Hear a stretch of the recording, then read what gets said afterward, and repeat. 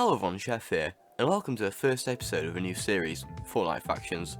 This will be a small series, going over every faction Fortnite has seen up to this point, going over its history, and giving my own ideas and theories to make it more understandable. In this episode, I'll be talking about the mysterious organisation No Sweat Insurance, and how they, one of Fortnite's most essential groups for the survival of the island.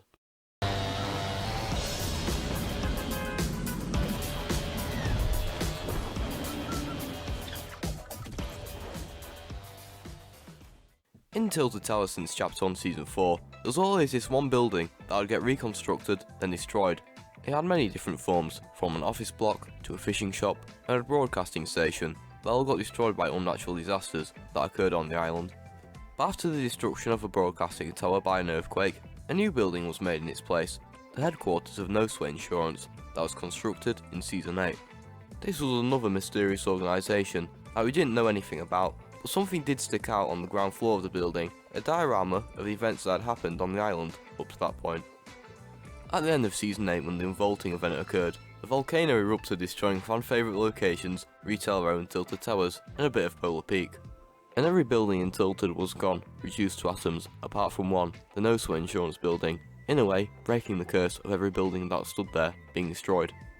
Sometime after the eruption, Tilted Towers and Retail Row were both reconstructed into Neo-Tilted and Mega Mall, with them being powered from the vault. Instead of keeping the old No Sweat Insurance building, it got a new futuristic update to fit in with the rest of Neo-Tilted. In its believed No Sweat in some capacity helped with the creation of the Mecha Team leader, but that hasn't been confirmed, and it's just a theory some people hold. In the season where the world was destabilising fast, No Sweat Insurance was just kinda there doing nothing, which, fair play, I would too if the world was ending. Tilted Town took over Neo-Tilted, getting rid of the No Sweat HQ, but not long after, another Rift Beacon was set up, bringing in Gotham City, that had a small No Sweat office. Then the black hole happened, and No Sweat wasn't seen again, until...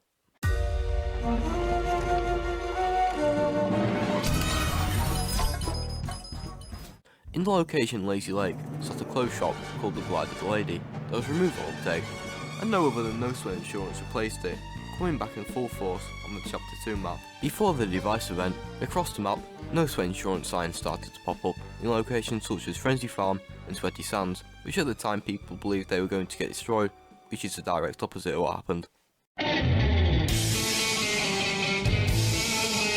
This was a season where No Sweat Insurance showed what it is truly capable of for the first time.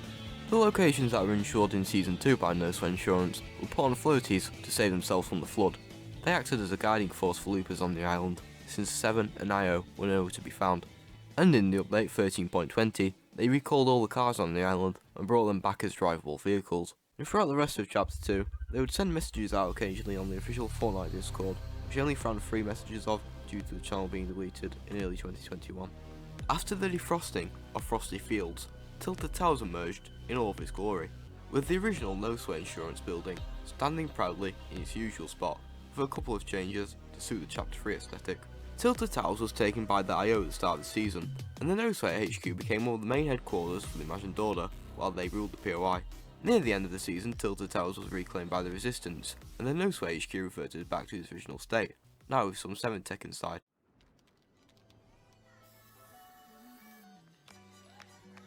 This is a season where No Sweat Insurance fully merges with the presumed boss of the organisation, the Underwriter, appearing as an NPC in the headquarters. The reason for this is because of the time of peace on the island, which No Sweat saw as an opportunity to make some money. They first started to construct a stage and a couple of other things at the beach of Sanctuary for loopers to enjoy. Then they started an effort to rebuild Tilted Towers by donating bars to the building you want to see in game. And as the season drew closer and closer to ending, we all knew something bad had happened, since all the members of the 7 were gone, leaving No Sweat to sort everything out. Probably because they made a bunch of money last season from Block 2.0, and that the island is their only source of income. As soon as the Chrome started spreading, they instantly started to use their new and latest technology, the No Sweat floaters, to elevate buildings off the ground.